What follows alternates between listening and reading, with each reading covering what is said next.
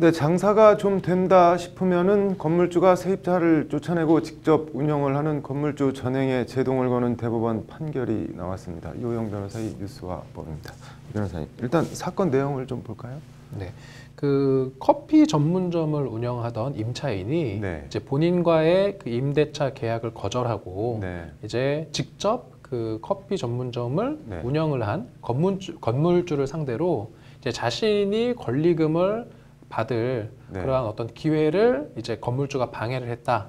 네. 이런 이제 주장을 하면서 네. 본인이 손해를 본 권리금 상당을 이제 배상하라라는 네. 청구를 했고 이것에 대해서 이제 대법원이 인정을 한 그런 사건입니다. 네. 뭐 재판에서는 쟁점이 어떻게 됐었나요? 네, 그 상가건물 임대차 보호법 네. 그 10조의 4를 보면은 네. 이제 이런 규정이 나옵니다. 그 임대인은 임대차 기간이 끝나기 6개월 전부터 네. 임대차 종료 시까지 그 임차인이 주선한 그러니까 네. 지금 현재 임차인이 주선을 한 네. 그 신규 임차인이 되려는 자, 네. 그 되려는 자로부터 그 기존 임차인이 권리금을 받는 것을 방해하면 안 된다라는 네. 규정이 있고 네. 그다음에 각 그런 사유들이 나오거든요. 네. 이제 그러한 사유들에 대해서 이제 그 기존 임차인은 네. 이제 자기는 그 새로 어떤 임차인을 주선을 하려고 했는데 건물주가 이제 건물의 어떤 임대차 네. 계약을 이제 갱신하지 않겠다라고 네. 하고 본인이 직접 이제 커피 전문점을 운영을 한다라고 하니 네. 이제 기존 임차인 입장에서는 신규 임차인을 구해 올 수 없는 상황이 돼버렸던 거거든요. 네. 왜냐하면 어차피 건물주가 하겠다라고 하니까. 네. 그래서 이게 신규 임차인이 되려고 하는 자를 주선을 하지 못하는 그런 상황이 돼버렸습니다. 네. 이것에 대해서 이제 그렇다고 한다면은 보면은 그 상가건물 임대차 보호법 10조의 4에는 네. 이제 임차인이 주선한 그 신규 임차인이 되려는 자와의 어떤 그런 권리금 지급 네. 계약을 이제 건물주가 방해하면 안 된다라는 네. 그런 규정을 아예 신규 임차인이 되려고 하는 자를 구하지 못하는 그런 상황에도 적용할 네. 수 있는지 이 부분이 좀 쟁점이 되었습니다.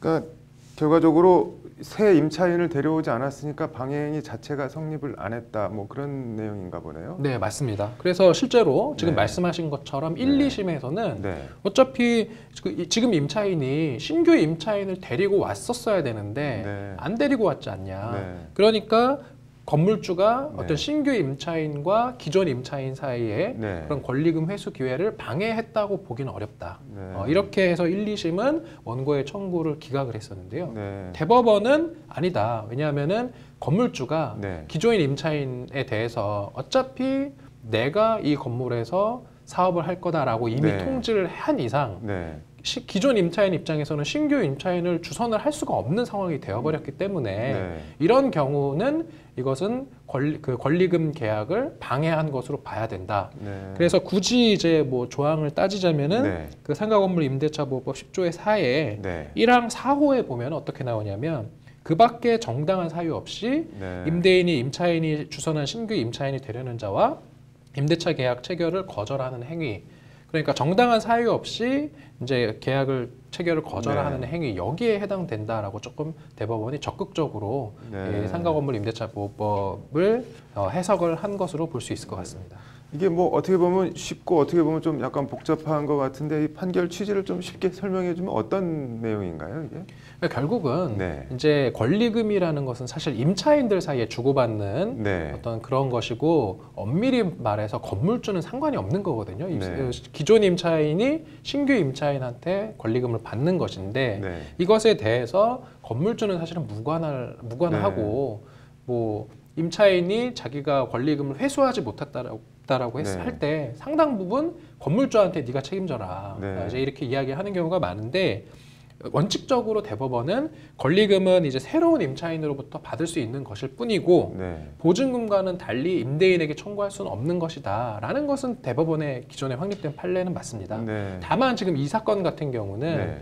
이제 건물주가 지금 현재 건물에서 이 카페가 잘 되니까 네. 그 카페를 사실상 본인이 인수한 것이나 다름없는 것이거든요. 네. 왜냐하면 임차인을 내보내고 예를 들어서 카페가 아니라 무슨 치킨집을 했다거나 네. 이러면 좀 달랐을 것 같은데 네. 기존에 했던 그런 카페의 어떤은 그 물적 이런 시설들을 사실 많이 이용을 했을 겁니다. 네. 그러니까 법원에서 봤을 때는 이런 경우는 건물주의 어떤 이런 횡포가 있는 것이다. 네. 왜냐하면은 새로 임차인을 주선해 왔었으면 네. 그 신규 임차인으로부터 권리금을 받을 수 있었을 것인데 네. 건물주가 이것을 방해한 것이 맞다 이렇게 봤던 것이죠. 네. 그럼 앞으로 권리금 관련해서 건물주가 직접 가게를 운영할 때는 뭐 계속 받을 수 있게 되는 건가요? 어떻게 되는 건가요?